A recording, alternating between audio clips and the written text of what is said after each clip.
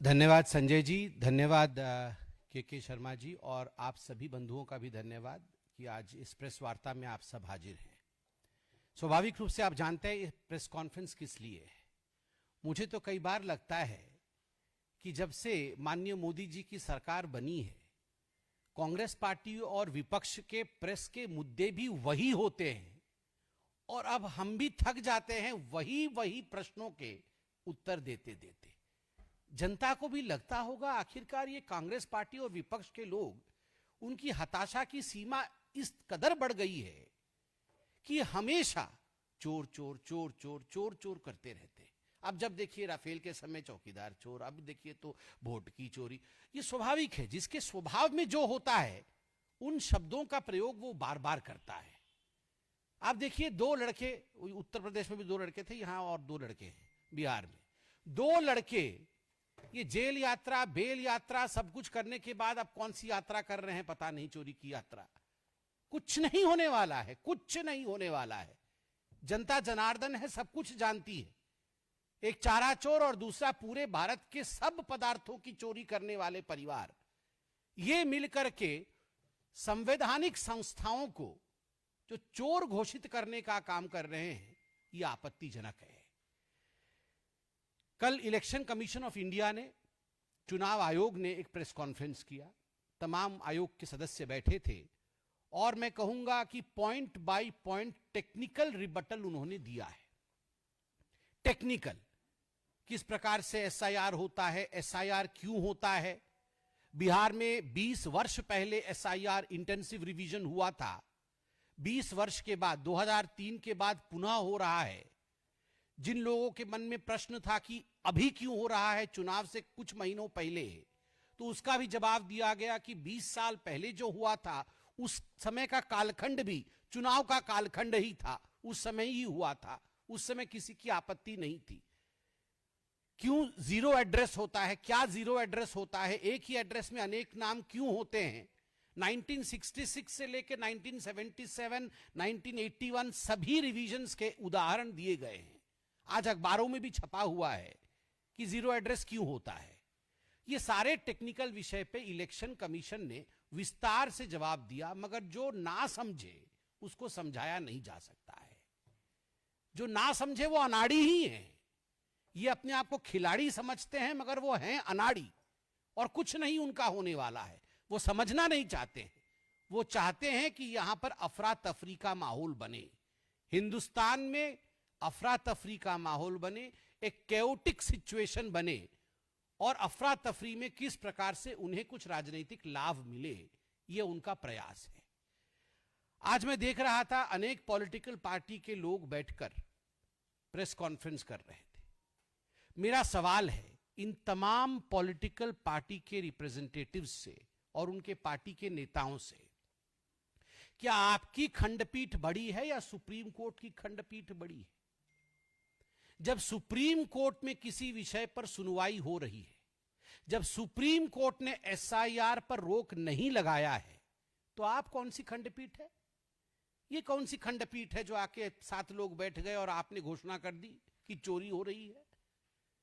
यह दिखाता है कि संवैधानिक संस्थाओं के प्रति कितनी संवेदनशीलता आप में है, या यूं कहिए कि कितनी संवेदनशीलता नहीं है।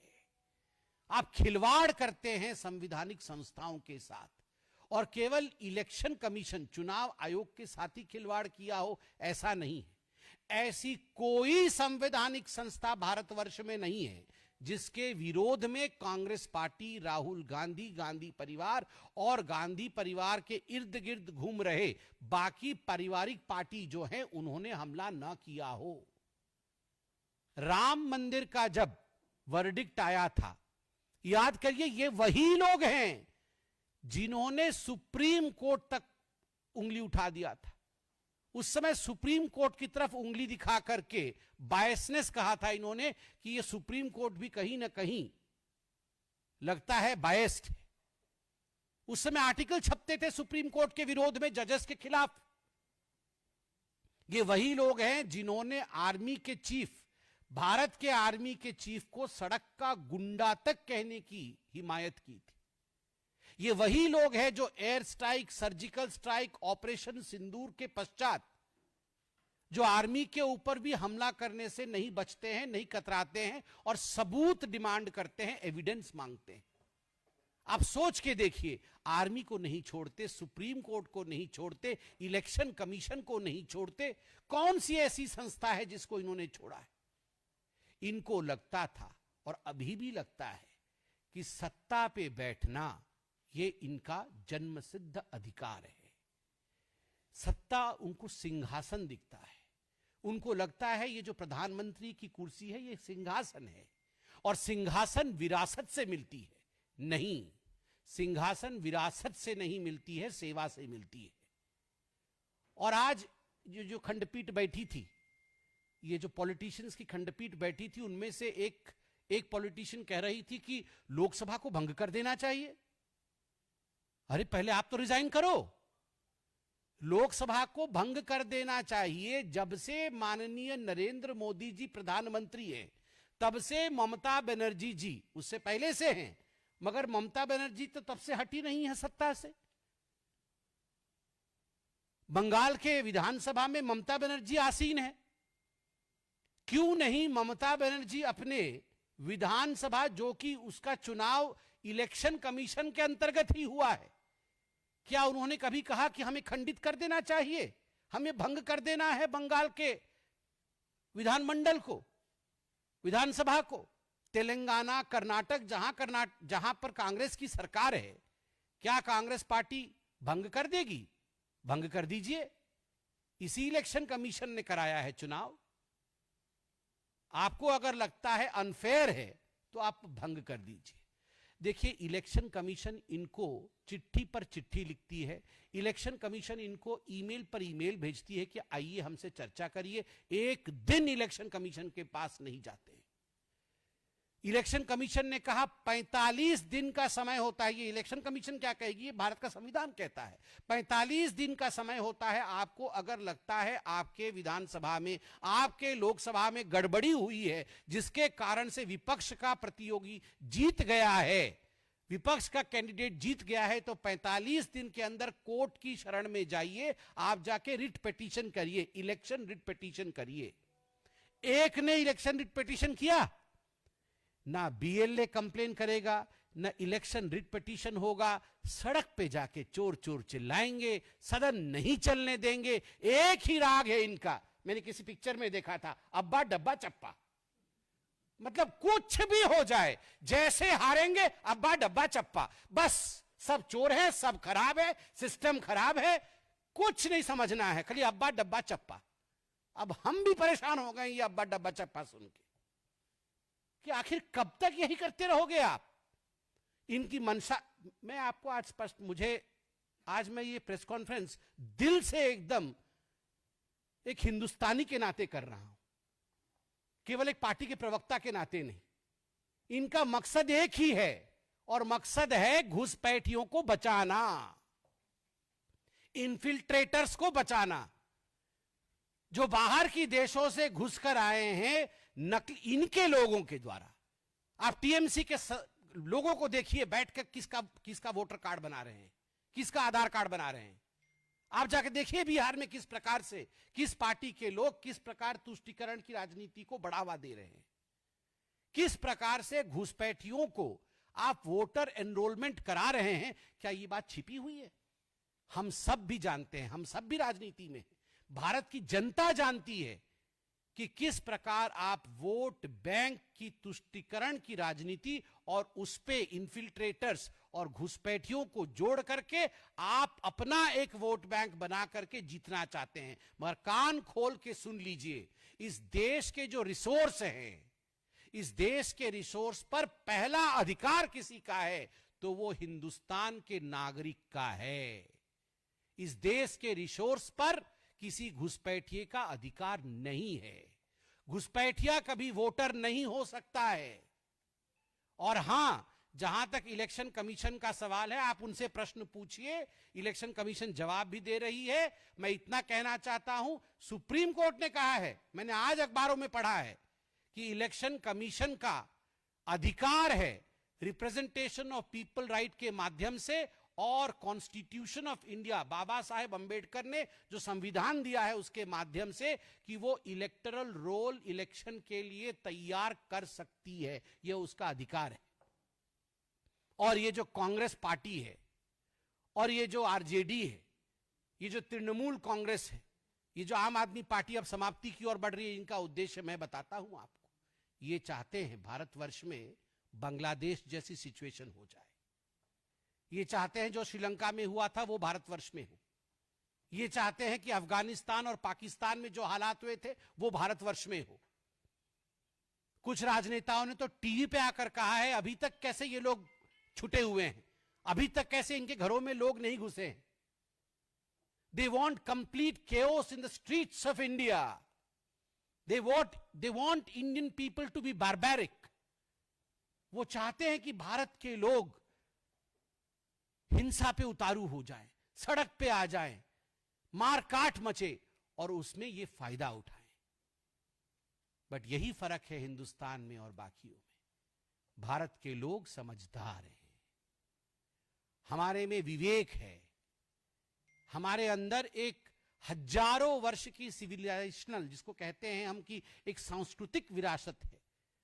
इतनी बड़ी सिविलाइजेशन हम हैं कि उसकी जो विरासत है उसके कारण क्या सच है और क्या झूठ है यह लोग समझते हैं। और इसीलिए लोगों की समझदारी के आगे जितना भी ये हल्ला मचाए, जितना भी ये चोर चोर करे, कौन चोर है और कौन पुलिस है ये जनता जानती है और उसी के मुताबिक वोट करती है। आप देखिएगा, मैं आज एक चित्र देख रहा था 2005 में यही वो राहुल गांधी और यही वो उनके लोग जिस सड़क पर आज वो दंदनाकर मुंह छिपा के भाग रहे हैं गाड़ी में, उस समय नाव में जा रहे थे क्योंकि बारिश के दिन में डूब गया था बिहार का वो सड़क। डूबे सड़क से चमचमाते सड़क, यह दिया है एनडीए ने, यह दिया है मोदी जी ने और भारतीय जनता पार्टी ने। स्वाभाविक रूप से पहली इनकी किस्मत चमचमाती थी, अब सड़कें चमचमा रही है, तो इनको चाहिए डूबे हुए सड़क, मगर इनके किस्मत चमके, ये यही चाहते हैं, जनता नहीं होने देगी। कोई प्रश्न हो तो अवश्य पूछे।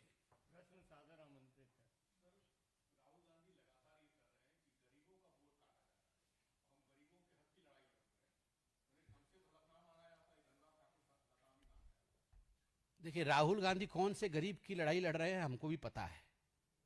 राहुल गांधी लड़ रहे हैं अपने लिए, क्योंकि राहुल गांधी जी को लगता है कि वो एंटाइटल्ड है।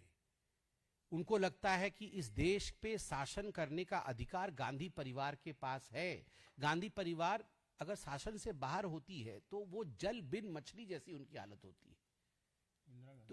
तो सब हमेशा इमरजेंसी लगाया उन्होंने। तो ये गरीब, कौन सी गरीब की लड़ाई लड़ रहे हैं राहुल गांधी? कौन गरीबी का डेफिनेशन जानते हैं राहुल गांधी? गरीबी की स्पेलिंग बता देंगे राहुल गांधी? आप बताइए। नहीं, वो सब कुछ हम कलावती के घर गए, वो सब कुछ हमने ड्रामा देखा है राहुल गांधी का। इनके पूरे पुस्त आप देख लीजिए, गरीबी हटाओ, गरीबी हटाओ, गरीबी हटाओ, गरीबी हटाओ। जवाहरलाल नेहरू बोलते थे गरीबी हटाओ, इंदिरा गांधी बोलती थी गरीबी हटाओ, राजीव गांधी बोलते थे गरीबी हटाओ, सोनिया गांधी बोलती थी गरीबी हटाओ। अब राहुल गांधी बोलते हैं गरीबी हटाओ। उनको बोलने का मौका नहीं मिलेगा वैसे तो, मगर बोलते तो रहते हैं प्रेस कॉन्फ्रेंस में गरीबी हटाओ। मगर हटाया किसने गरीबी? 25 करोड़ लोगों को अगर गरीबी रेखा से ऊपर उठाया तो वो मोदी जी ने उठाया। तो कौन गरीब के लिए लड़ रहा है? ये वोटर लिस्ट में जिसके नाम कटे हैं उसका एक प्रक्रिया है, संवैधानिक प्रक्रिया है, और वो संवैधानिक प्रक्रिया सुप्रीम कोर्ट अभी देख रही है। छाप कर भी इलेक्शन कमीशन ने दिया है, बीएलए कंप्लेंट करे बीएलओ को जाकर, तभी तो 1 महीने का समय दिया जाता है। गरीब हो या अमीर हो, देश के हर नागरिक के लिए संविधान ने अधिकार दिए हैं, बाबा साहेब ने अधिकार दिए। अधिकार का प्रयोग करे, केवल चोर चोर ना चिल्लाए।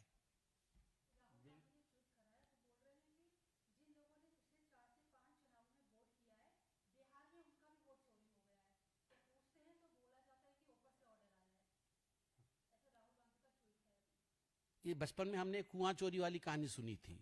ये मतलब आपको सुना कुआं चोरी हो गई है, ये होती थी, ये कांग्रेस के जमाने में कुआं चोरी होती थी, मतलब कागज में कुआं खुद जाता था मगर वहां कुआं होता नहीं था। तो बाद में जब इंस्पेक्शन के लिए जाते थे बड़े बड़े अधिकारी तो क्या रे कुआं तो चोरी हो गया, कुआं चोरी हो गया। तो ये पूरी पूरी राहुल गांधी और कांग्रेस पार्टी का ये कुआं चोरी वाली कहानी है। मतलब कुछ है नहीं इनके पास एजेंडा। आप देखिए पहले चौकीदार चोर है, अंग्रेजी में भी कर देंगे। देखिए ये पहले चौकीदार चोर है, अब इलेक्शन कमीशन चोर है। ये हर कोई चोर है, जो लोग बेल पे बाहर हैं उनके लिए हर कोई चोर है, सिर्फ वही चोर नहीं है। मैं तो मंच पे आज लालू जी को देख रहा था, मुझे तो आश्चर्य होता है, बेल पे बाहर हैं, चारा चोरी के लिए बाहर हैं और उनकी पार्टी चोरी चोरी करके प्रेस कॉन्फ्रेंस कर रही है, चोरी चोरी। बताइए क्या हो रहा है।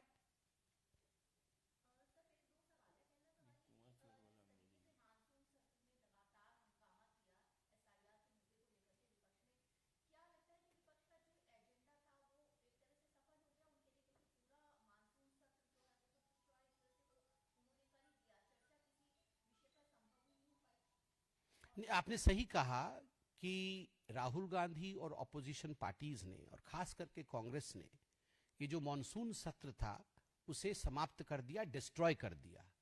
मगर आपने पूछा कि क्या वो सफल हो गए।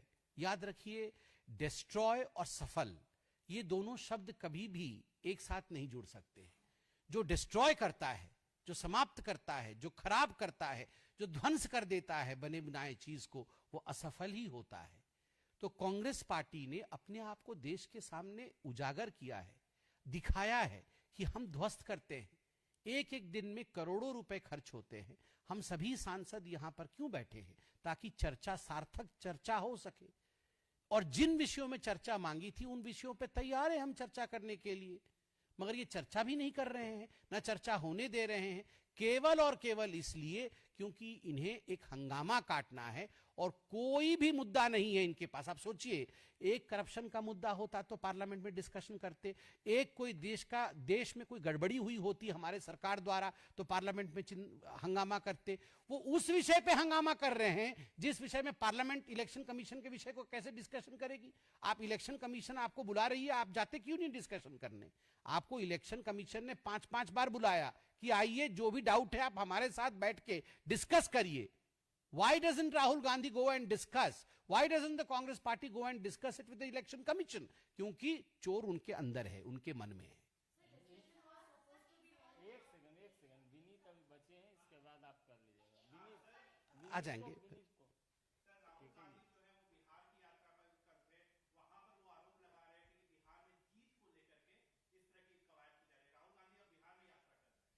किस चीज को लेके?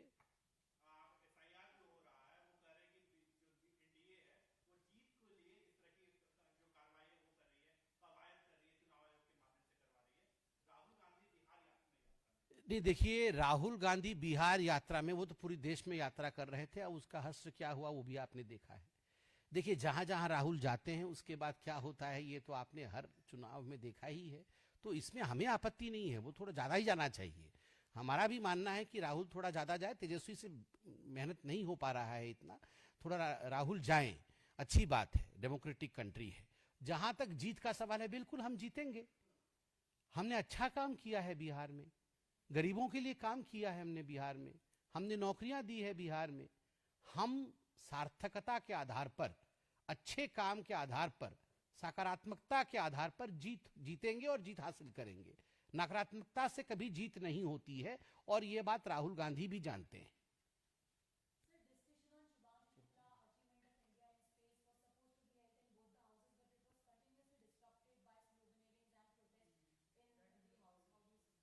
So it's a very important issue today that we had a great discussion pending in the parliament today. The parliament was due to discuss the space research of India, in fact the success story of India in the domain of space. And most importantly, Mr. Shukla had just come day before yesterday to India. He was received by both the Chief Minister and the Honorable Union Minister, Mr. Jitendra Singh Ji. Mr. Jitendra Singh Ji opened the debate today, discussion today, on the achievements of space technology by this great country, India, as to how in the yesteryears, India could not do, though it had the intention, though it had the talent, though it had the wherewithal, but still we could not achieve what we achieved today. Because today we have the intention as well as the political willingness to move in that way. But astonishingly, continuously while the Honorable Minister was speaking, was deliberating on this very important issue, the opposition kept on disrupting, and in fact, there was a point where opposition members tried to jump so that their placards could be thrown in front of the Honorable Minister. The Honorable Minister was democratic enough, and I would say he added a tinge of humor by saying that I am in space, so you cannot in fact come and hinder me. In a way he said that Bharatiya Janata party वहां तक आज आ चुकी है कि आप ये जो disruption कर रहे हैं उससे हम अब डिस्टर्ब नहीं होंगे. But it's really a matter of shame that while the parliament should be honoring Mr. Shukla, who belongs to the armed forces and who in fact achieved a great feat today, made India proud, we could not stand for him today. We could not applaud for him today. This is for India to think what the opposition is doing. कोमल कोमल कोमल कोमल देखिए, आज शुक्ला जी के ऊपर जो अंतरिक्ष से अभी परसों वापस आए हैं और बहुत सम्मान के साथ उन्हें भारत में सभी ने रिसीव किया. आज उन पर डिबेट होना था, उन पर डिस्कशन होना था. स्पेस टेक्नोलॉजी, अंतरिक्ष में जो टेक्नोलॉजी भारत ने अपने प्रदर्शित किया है, भारत आगे बढ़ी है, इन सब विषयों पर आज चर्चा होना था संसद के अंदर. मगर जिस समय माननीय मंत्री श्री जितेंद्र सिंह जी इस विषय को लेकर खड़े हुए, सदन के अंदर चर्चा आरंभ हुई, ठीक उसी समय ऑपोजिशंस के लीडर ने जिस प्रकार से हुड़दंग किया, जिस प्रकार से वेल में उतर करके हो हल्ला मचाया, पार्लियामेंट को चलने नहीं दिया, ये कहीं न कहीं उदासीनता दिखाती है ऑपोजिशन के मन की. ये कहीं न कहीं पूरे हिंदुस्तान में बहुत बुरा असर छोड़ता है कि हिंदुस्तान के इतने बड़े अचीवमेंट को, जिस पर पूरे विश्व को गर्व है और पूरा विश्व इसे देख रहा था, एक इतने बड़े व्यक्ति के लिए जिसने इतने बड़, वो आर्म्ड फोर्सेस का है, वो एस्ट्रोनॉट बन के गया, वो इतना कुछ अचीव करके आया, उसके बाद भी हम उनके लिए खड़े नहीं हो पाए. आप सोचिए किस कदर आज ऑपोजिशन गिर चुकी है और क्या मानसिकता है.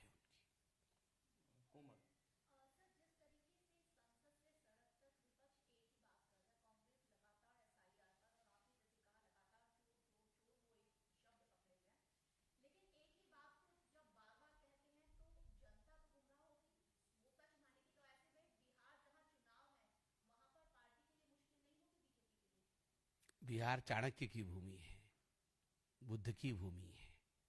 बिहार के लोगों में जो शार्पनेस है, जो इंटेलेक्चुअल ज्ञान है, संजय जी मैं ठीक बोल रहा हूं? आप बताइए, बिहार के लोगों को कोई गुमराह कर देगा? वो भी राहुल गांधी जाके बिहार के लोगों को गुमराह कर देंगे. ये चोर चोर शब्द तो राहुल गांधी का फेवरेट शब्द है, कब से नहीं बोल रहे हैं, वो शुरू से ही चोर चोर बोल रहे हैं. मगर क्या हिंदुस्तान की जनता, क्या बिहार की जनता राहुल गांधी को सीरियसली ले रही है? कोई राहुल जी को सीरियसली नहीं ले रहा है. बिल्कुल. देखिए, राफेल के लिए क्या क्या चोर चोर कहा था, फिर 3 बार कान पकड़ के उठक बैठक सुप्रीम कोर्ट में करना पड़ा राहुल जी को. वीर सावरकर के लिए क्या क्या जाके महाराष्ट्र के चुनाव के समय बोला, उसके बाद अभी कान पकड़ के बैठे हुए हैं सुप्रीम कोर्ट में, बाकी कोर्ट्स में भी. तो ये इसी प्रकार थोड़े दिन में देखिएगा, फिर कान पकड़ेंगे. ये जो चोर चोर बोल रहे हैं, अभी मैं तो कल देख रहा था इलेक्शन कमीशन का, या तो एफिडेविट दो या तो माफी मांगो. एफिडेविट भी नहीं देंगे, माफी भी नहीं मांगेंगे, ऐसा तो नहीं चलेगा ना. ये देश है, लोकतांत्रिक तरीके से चलता है, संविधान के अनुसार चलता है, और लोग बहुत समझदार है बिहार के.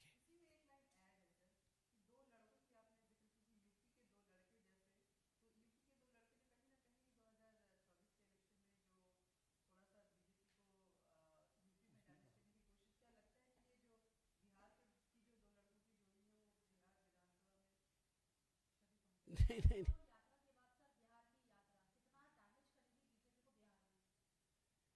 देखिए, जहां तक बीजेपी और बिहार, बीजेपी और इलेक्शन का सवाल है, बीजेपी का एजेंडा कभी भी ऑपोजिशन का यात्रा या इस प्रकार की ऑपोजिशन की मूवमेंट नहीं होती है.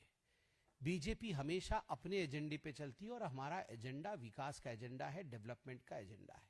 हमने क्या किया है विगत 11 वर्षों में, एनडीए की सरकार ने बिहार में क्या किया है, नीतीश जी के मुख्यमंत्री काल में किस प्रकार से बिहार आगे बढ़ा है, पहले कानून की व्यवस्था क्या थी बिहार में, किस प्रकार बिहार में बदलाव आया है, इन सब आधार पर बिहार का चुनाव लड़ा जाएगा। स्वाभाविक रूप से ये जो दो लड़के वाला विषय, ये एक्सपेरिमेंट फेल हो चुका है। अब वो लड़के भी नहीं रहे वैसे, अब आप कब तक उन्हें लड़के लड़के बोलते रहेंगे। चलिए, कुआं चोरी अंग्रेजी